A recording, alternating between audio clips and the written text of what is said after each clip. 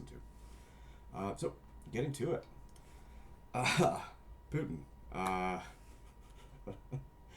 Putin keeps Trump waiting for an hour while he is completely aware that he is waiting, and he publicly displays that his priority is the oligarchs, who you probably know are the ruling elite, rich class within Russia.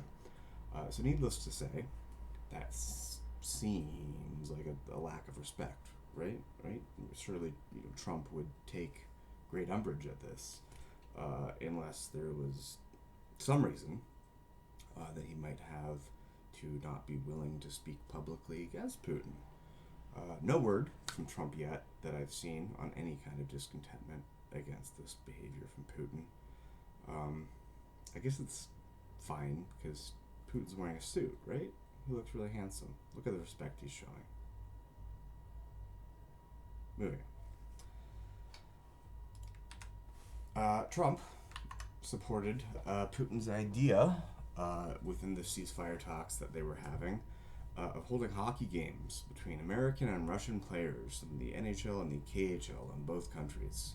So we're not even talking, Russian NHL players who, let's be honest, are going to be the best of the best versus the American hockey players. We're talking the KHL versus the NHL. There's no reason to do this unless you are just looking to strengthen ties between the two nations. Why are you looking to do this? Trump is showing again and again who his priority is, and it is the dictator Putin, not the people fighting for freedom. And I just don't understand how Americans who claim to be for freedom so fervently can look at what's happening in Russia in terms of the crackdowns against freedom and say that that's the country they want their president to be allying with, and not just be okay with it, be for it, support it. It's unbelievable. So they're holding a hockey game. It's good to know that they are focusing on the important things, right? I'm convinced at this point also that the only reason Trump gives a single fuck about hockey is because Canada, who are obviously the enemy of the day, beat his country's team in the recent Four Nations Cup. Beat them, I should say, quite fucking nicely. It was a hell of a game. And again, to restate, the USA lost and Canada won. Anyway, why would you even want to play Russia?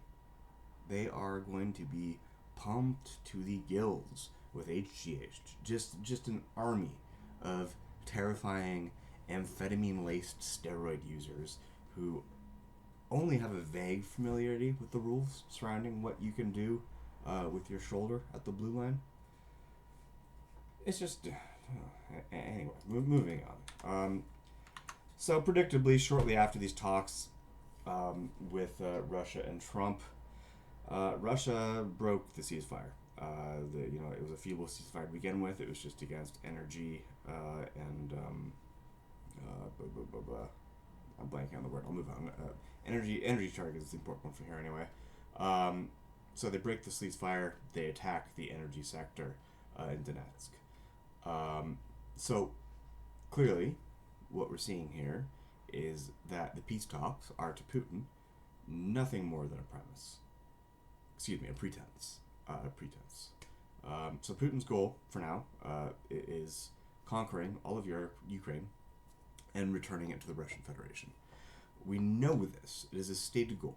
So Trump's move of cutting off support to the Ukrainians in a feeble attempt to show conciliatory efforts towards Putin, or maybe he has a more sinister intent, it's going to have the opposite effect of its stated goal. It's not going to be conciliatory. It's going to show as if America is a dog that is turning over and showing its belly in defeat. And Putin, unlike Trump, is not a dog. He's a wolf.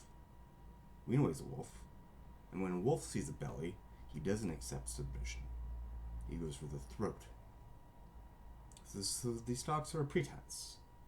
Because that's what we're seeing now. There's an intensification of the conflict on the part of Putin. Ceasefires are being immediately broken. Also, I should go back and say, Trump has this genius idea to set it up so that, it's a ceasefire, but only on energy targets. If you look at the actual war, and if you look at the status of the two countries' energy infrastructures, the incursions into Ukraine are so much more fierce, and their energy infrastructure is so much more limited that they've already taken protections to, protect it. It's not like Putin has not been trying to attack the Ukrainian energy infrastructure. That's been everything that he wants to do. He's been unable to do it because the Ukrainians have defenses in place. So this so-called peace deal that Trump proposed and Putin immediately broke did not even have any kind of benefit for the Ukrainians whatsoever. It was markedly, clearly, plainly just favoring the Russians because the Russians' power plants are not defended in the same way the Ukrainians are. And not only is that the case, Putin has now gone and immediately broken that ceasefire.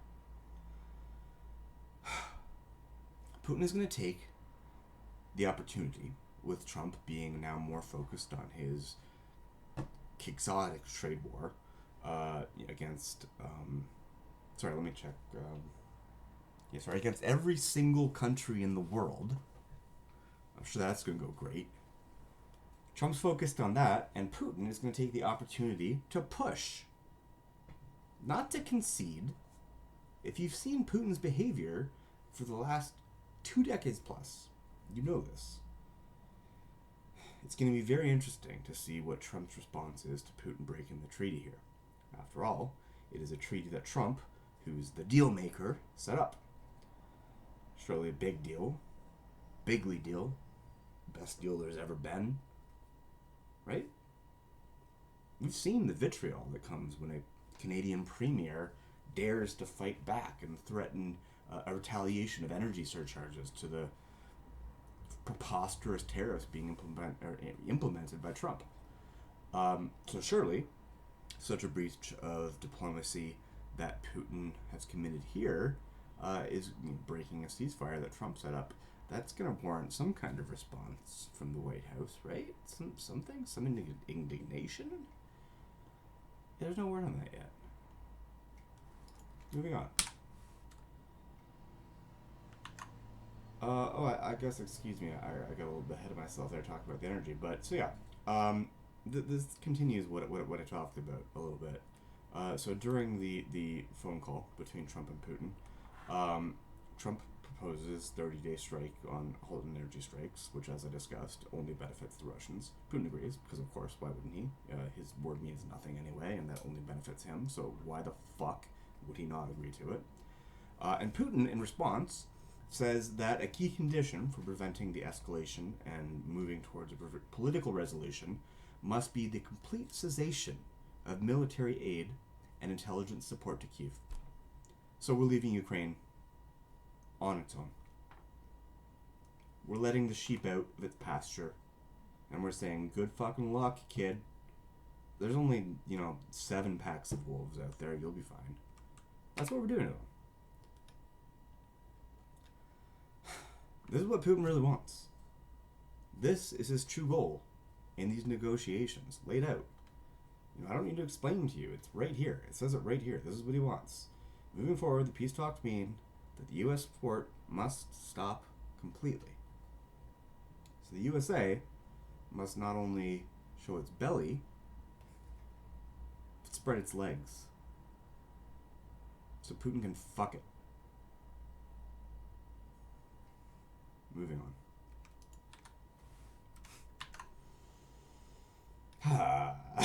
This is fucking ridiculous. If you aren't aware, this is one of the 2 presumptive top candidates for the next Canadian Prime Ministership, Pierre Poilievre. I'm not going to get into this asshole's deal in detail in this video, but if you know who he is, I hope that you enjoy this shit as much as I do. And if you don't, I kind of just want this last little section here to be more a comment on right versus left mentality than anything specific to Canada. This guy looks like someone took Stephen Harper and cloned him with Vladimir Putin in some kind of authoritarian steroid-based cloning vat. weren't you guys on the right all making fun of the Vlad on the horse pictures like 10 years ago with the rest of us? This shit is base pandering, and yet somehow the entire right was false for it and loves it. I don't get it. We see it again and again. Trump with the cut chest and the. I've always wondered, why there is so much homophobia on the authoritarian side of humanity. But then there's also, at the same time, so much blatant homoeroticism like this. I mean, hey, maybe a woman staffer was responsible for this, but it's an ongoing theme. So I'm gonna, for now, assume that it was not. So I'm gonna be honest. This is my theory. Personally, I think like 70% of the people on the planet are like a little bit queer, at least, just a little bit. And the authoritarian homophobes are the ones that, are a little bit queer, but because of their biases and their prejudices, they literally, there's a block in the brain where they cannot even begin to admit it to themselves, but it turns into self-hatred. And there's no hatred worse than self-hatred. It corrupts a person. And that's what leads to these monstrous hateful acts that we see occur again and again.